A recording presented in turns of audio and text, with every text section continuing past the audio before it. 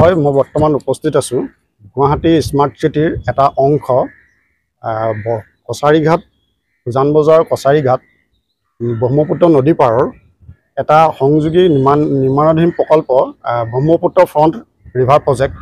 এই প্ৰজেক্টটোত বৰ্তমান এতিয়া নিৰ্মাণাধীন অৱস্থাত আছে। প্ৰায় 90% কামেই ইয়াত সম্পন্ন হৈছে। স্থিত মিডিয়া মেনেজমেণ্ট এণ্ড ৰিচাৰ্চ এছ'চিয়েশ্যনৰ সভাপতি তথা গৱেষক ডক্টৰ জাকিৰুল আলিম উপস্থিত আছে আৰু ইতিমধ্যে তেওঁ বিভিন্ন সংশ্লিষ্ট কৰ্তৃপক্ষৰ লগত যোগাযোগ এই প্ৰজেক্টৰ সংকল্পত যোগাযোগ সন্দৰ্ভত অব্যাহত ৰাখিছে। তেওঁৰ পৰা জানিবলৈ চেষ্টা কৰিম, যিহেতু তেওঁ সংশ্লিষ্টৰ লগত কৰ্তৃপক্ষৰ যোগাযোগ থকা সন্দৰ্ভত তেওঁ বিষয়টো অলপ বিস্তৃত আকাৰে ক'ব বুলি অনুৰোধ কৰিলোঁ। বিশেষকৈ আমাৰ ভাৰতৰ প্ৰধানমন্ত্ৰী নৰেন্দ্ৰ মোদী ডাঙৰীয়া তথা আমাৰ অসমৰ মাননীয় মুখ্যমন্ত্ৰী ডক্টৰ হিমন্ত বিশ্ব শৰ্মা ডাঙৰীয়াৰ এটা সপোন, আৰু সেই সপোন আছিলে স্মাৰ্ট চিটি। আৰু সেই সপোনৰ স্মাৰ্ট চিটি গুৱাহাটী স্মাৰ্ট চিটিৰ এটা অংশ হৈছে আমাৰ ব্ৰহ্মপুত্ৰ ৰিভাৰ ফ্ৰণ্ট। আৰু এই যিটো প্ৰজেক্ট আৰু এই সপোনটো মাত্ৰ তেওঁলোকৰে নহয়, গোটেই অসমৰ তথা উত্তৰ পূৰ্বাঞ্চলৰ যিমানখিনি মানুহ ইয়ালৈ আহে গুৱাহাটীলৈ তথা কামৰূপলৈ আহে, আৰু এই সমগ্ৰ অঞ্চলটো মানে আমাৰ কছাৰীঘাটৰ পৰা আপ টু বাংলোৰ নিউ DC বাংলোৰ তললৈকে নামনিলৈকে যিটো এৰিয়া, সেইটো এটা পৰ্যটকৰ আকৰ্ষণৰ কেন্দ্ৰবিন্দু স্থল। আৰু এই স্থলটো আপোনালোকে দেখিব ব্ৰহ্মপুত্ৰৰ ওপৰতেই প্ৰায় আমাৰ শ্বট দি পিনি এইটো পাৰৰ পৰা একেবাৰে ব্ৰহ্মপুত্ৰৰ অলপ মাজলৈকে নি পিনি এক্সটেণ্ড কৰি পিনি আপোনাৰ এইফালে দেখিব সেইটো উজানবজাৰ কছাৰীঘাটৰ পৰা, তাৰপিছত আমাৰ এইফালে দেখিব আপ টু নিউ DC বাংলোৰলৈকে প্ৰায় 1.2 কিলোমিটাৰলৈকে এইটো প্ৰসাৰিত হৈ আছে। আৰু আমাৰ Brahmaputra river front development project লিখা আছে, এইটো ITDC চিমেণ্টেশ্যনছ ইণ্ডিয়ান লিমিটেডৰ আণ্ডাৰত প্ৰজেক্টটো চলি আছে। আৰু ইয়াত লিখা আছে এপ্ৰক্সিমেট 1.2 কিলোমিটাৰ। আৰু ইতিমধ্যে আমাৰ সেইদিনাখন আমাৰ মাননীয় সংশ্লিষ্ট মন্ত্ৰী আৰবান এফেয়াৰ তথা আমাৰ এই গুৱাহাটী স্মাৰ্ট চিটিৰ ইনচাৰ্জ হিচাপে জয়ন্ত মল্ল বৰুৱা ডাঙৰীয়া আহিছিলে, আৰু মই উপস্থিত আছিলোঁ। তেওঁৰ পৰাও আমি কথাখিনি পাতিছিলোঁ আৰু তেওঁৰ পৰা অনুমতিও লৈছিলোঁ যে আমি এইখিনি কথা আমি পৰ্যটকসকলৰ কাৰণে তথা আমাৰ গুৱাহাটীবাসী তথা অসমবাসীৰ কাৰণে আমি যাতে কথাখিনি প্ৰচাৰিত কৰিব পাৰোঁ। যে আমাৰ তেওঁ সেইদিনাখনো সংবাদ মাধ্যমত ঘোষণা কৰিলে যে খুব সম্ভৱ নৱেম্বৰ ডিচেম্বৰ মাহতে বা অক্টোবৰ লাষ্টতে এখন মুকলি কৰিব। প্ৰায় 90% কাম সম্পন্ন হৈছে আৰু সংশ্লিষ্ট বিষয়াসকলৰ লগত আমি পাতিছিলোঁ কথাখিনি কেইবাদিন ধৰি। তেওঁলোকে এই কথাটো খুব সুখেৰে আনন্দৰে, আৰু যিটো ডক্টৰ হিমন্ত বিশ্ব শৰ্মা ডাঙৰীয়াৰ যিটো সপোন, এই সপোনটো তেওঁ ৰূপায়ণ কৰিবলৈ গৈ আছে। আৰু এই সপোনটো আমাৰো আছিলে, যিহেতু আমি ছাত্ৰ অৱস্থাৰ পৰা ইয়াতে আমি প্ৰায় পঢ়োঁ, ইয়াতে আমি প্ৰায় গৱেষণাৰ কথা চিন্তা কৰোঁ, ইয়াতে আমি সংবাদ মাধ্যমলৈ আৰ্টিকেলবিলাক লিখোঁ, বা যেতিয়া আমি গভৰ্ণমেণ্টত প্লেন এণ্ড পলিচি ইয়াতে বহোঁ, তেতিয়া ইয়াতে অনুধাৱন কৰিছোঁ। কাৰণ কেলৈ এই কাষটো প্ৰায় পৰিৱেশ প্ৰদূষিত, এই অঞ্চলটো প্ৰদূষিত হৈ থাকে। কিন্তু এইটো ইমান ধুনীয়া আপোনাৰ সৌন্দৰ্যময় বনালে, যিটো আমি ভাবোঁ উত্তৰ পূৰ্বাঞ্চলৰ এটা মুখ্য অঞ্চল পৰ্যটকৰ কেন্দ্ৰবিন্দু স্থল হ'ব পাৰে।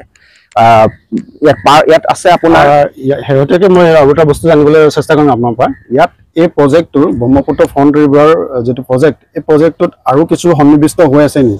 ইয়াত আপুনি দেখিব এটা চাইকেল ট্ৰেক দিছে, এইটো চাইকেল ট্ৰেক এটা আছে আমাৰ ল'ৰা ছোৱালীৰ কাৰণে হওক বা ডাঙৰৰ কাৰণে বুলি কৈছে। আৰু লগতে আপোনাৰ ইয়াত ল'ৰা ছোৱালীৰ কাৰণে আপোনাৰ জিম ৰাখিছে, অপেন জিম ৰাখিছে, আৰু শিশুসকলৰ কাৰণেও তাত নৃত্যৰ কাৰণে ডেন্স প্ৰগ্ৰেম কৰিবৰ কাৰণে ব্যৱস্থা ৰাখিছে। লগতে কমাৰ্চিয়েল প্লট আছে, ইয়াত পাৰ্কিং প্লট, এইবোৰ পাৰ্কিং প্লটো ৰাখিছে। আৰু লগতে আপোনাৰ ইয়াত 7খন গেট ৰাখিছে, 7খন টিকেট কাউণ্টাৰ গেট হ'ব। আৰু ইয়াত 4 হুইলাৰ্ছ আৰু 2 হুইলাৰৰ কাৰণে পাৰ্কিং প্লট ৰাখিছে। আৰু লগতেই আপোনাৰ বিভিন্ন ধৰণৰ ইয়াত সুবিধাবোৰ ৰাখিছে। হয়, এতিয়া আপোনালোকে দেখিছে প্ৰায় 1.2 কিলোমিটাৰ যিটো দৈৰ্ঘ্যৰ এই প্ৰজেক্টটো আছে ব্ৰহ্মপুত্ৰ ৰিভাৰ ফ্ৰণ্ট। আৰু আমি এই চেগতে মাননীয় মুখ্যমন্ত্ৰীক ধন্যবাদ জনাম, আৰু ভাৰতৰ প্ৰধানমন্ত্ৰীকো ধন্যবাদ জনাম, আৰু আমাৰ সংশ্লিষ্ট মন্ত্ৰী জয়ন্ত মল্ল বৰুৱাকো আমি ধন্যবাদ জনাম যে এইটো খুব দ্ৰুত গতিত আমাৰ কামটো প্ৰায় সম্পন্ন হৈ গ'ল। প্ৰায় আমাৰ আৰু 2-3 মাহৰ পিছত এইটো তেওঁলোকে আশা প্ৰকাশ কৰিছে, সংবাদ মাধ্যমতো তেওঁ ক'লে কথাখিনি, ইয়াতে সংবাদ মেল দিছিলে আৰু ইতিমধ্যে ৰাইজে জানিব পাৰিছে যে খুব সোনকালে এইটো মুকলি কৰিব আমাৰ পৰ্যটকসকলৰ কাৰণে। আৰু বিশেষকৈ ইয়াত যিটো একদম আল্ট্ৰা মডাৰ্ণ যিটো চাইণ্টিফিক টেকনলজিবিলাক ইউজ কৰিছে আৰু যিবিলাক সুবিধা ৰাখিছে, আৰু সেইটো আমাৰ হয়তো ডেভেলপ কাণ্ট্ৰিবোৰ লগত আমি হয়তো ফেৰ মাৰিব পৰাকৈ এই সুবিধাখিনি ৰাখিছে। তো সেইকাৰণে আমাৰ কাৰণে এটা খুব সুবিধাজনক আৰু গৌৰৱান্বিত বিষয় যে আমি গুৱাহাটীৰ নিচিনা ঠাই এডোখৰত আমি পাইছোঁ অসমবাসী এনেকুৱা পাৰ্ক এখন। আৰু আমি ভাবোঁ অসমৰ মাননীয় মুখ্যমন্ত্ৰী আৰু ধৰি লওক বিভিন্ন অসমৰ জিলাতো যাতে যিবোৰ এনেকুৱা অপৰচুনিটি আছে টুৰিজিম, কাৰণ এই জেগাডোখৰত আমি যেতিয়া আগতে আহোঁ 2005-06 চনৰ পৰা আমি ইয়াতে কিতাপ পঢ়োঁ, ইয়াতে পঢ়োঁ। ইয়াত মানে হয় কোনোবা হাগি থৈ দিয়ে, শৌচ কৰি ৰাখে, মল মূত্ৰ পেলায়, গোটেই দুৰ্গন্ধময়। তথাপি আমি বতাহ যাক খাবৰ কাৰণে আমি প্ৰায় ব্ৰহ্মপুত্ৰৰ বালিৰ ওপৰত আমি পঢ়োঁ, কিতাপ পঢ়িবলৈ আহোঁ, প্ৰায় ৰেগুলাৰ আহোঁ, মানে দৈনিক আহোঁ আৰু 2 ঘণ্টা 3 ঘণ্টা আমি থাকোঁ। কিন্তু সেই জেগাডোখৰ প্ৰদূষিত জেগাডোখৰ যে এটা আমি কল্পনাৰ বাহিৰত যে এখন পাৰ্ক বনাই দিছে, আৰু সেই বস্তুটো আমি 2006 চনৰ পৰাই আমি যেতিয়া আমি বিভিন্ন গভৰ্ণমেণ্টৰ হেৰিৰ লগত জড়িত থাকোঁতে আমি সেই কথাখিনি অনুভৱ কৰি আছিলোঁ। আৰু মাননীয় মুখ্যমন্ত্ৰী তেতিয়া গুৱাহাটী চিটিৰ মন্ত্ৰীও দায়িত্বত আছিলে, গুৱাহাটী চিটি ডেভেলপমেণ্টৰ মিনিষ্টাৰ হিচাপে আছিলে। তেতিয়াৰ পৰা তেওঁ এইটো প্ৰচেষ্টা আগবঢ়াই আহিছিলে, আৰু হয়তো সেই সময়ত ফাণ্ড নথকাৰ কাৰণে কিছুমান প্ৰজেক্ট ল'ব পৰা নাছিলে। আৰু এতিয়া স্মাৰ্ট চিটি যিহেতু প্ৰজেক্ট এটা দিলে, তাৰে এটা অংশ বিশেষ হিচাপে আমাৰ এইটোত দিছে।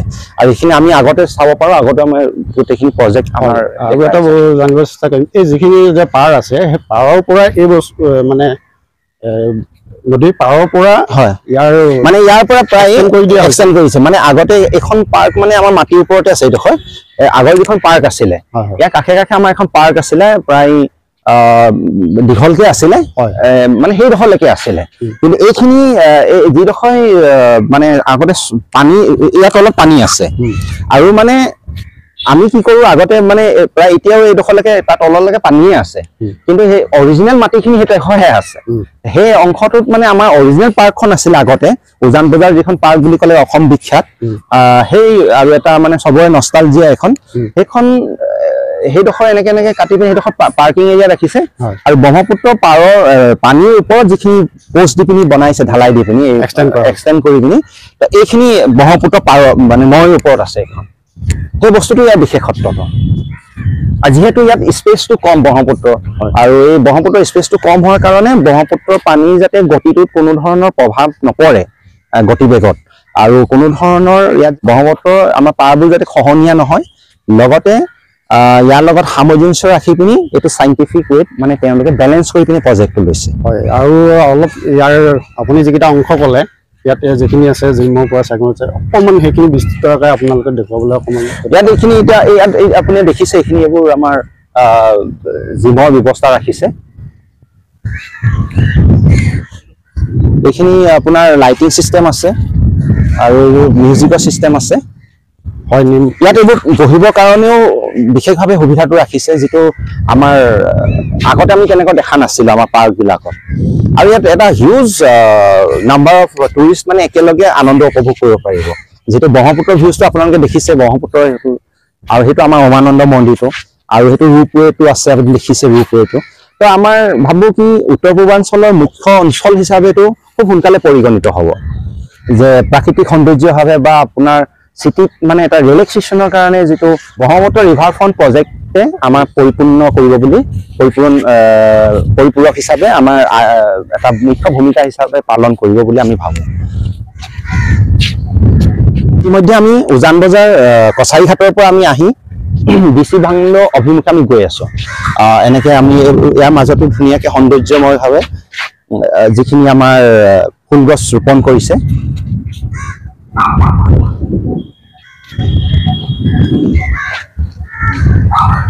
আৰু এইটো তেওঁলোকে কোৱা মতে এইটো চাইকেল ট্ৰেক ৰাখিছে, যাতে কৰিব পাৰে ইয়াত লগত মৰ্ণিং বা ইভিনিঙত তেওঁলোকে এটা সময় দিব।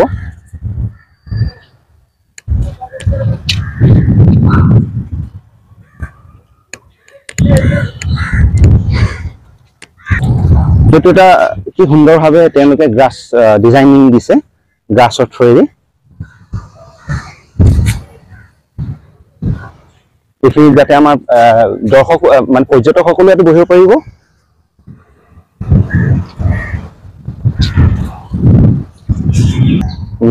এইখিনি আপোনালোকে দেখিছে এটা মনোমোহা সৌন্দৰ্যৰ মনোমোহা ডিজাইন দিছে আৰু খুব আকৰ্ষিত ডিজাইন দিছে যেটো লেটেষ্ট টেকনলজি ইউজ কৰি কিনে এই ডিজাইন দিছে আমাৰ ব্ৰহ্মপুত্ৰৰ মনোমোহা দৃশ্যাৱলী লগতে ইয়াৰ ৰিভাৰ ফ্ৰণ্টৰ ব্ৰহ্মপুত্ৰ ৰিভাৰ ফ্ৰণ্টৰ যেটো ডিজাইন আৰু যেটো মনোমোহা আকৰ্ষণে সুসজ্জিত হৈ থকা ৰং বিৰঙৰ ফুল লগতে ইয়াৰ যিবিলাক ডিজাইন দিয়া হৈছে সেই আধুনিক ডিজাইন দিয়া যে হেতু খুব আমি ভাবো কি দৰ্শক কি আমাকে খুব আকৰ্ষিত কৰি ৰাখিছে মানে অসম বুলি উত্তৰ পূৰ্বাঞ্চলৰ এটা লেখত ল'বলগীয়া লেখত মানে এইটো মুখ্য অঞ্চল হয় মুখ্য আকৰ্ষণ বিন্দু হ'ব বুলি আমি অনুভৱ কৰিছো কাৰণ এনেকুৱা প্ৰজেক্ট হয়তো খুব কমকে নাই আমাৰ উত্তৰ পূৰ্বাঞ্চলত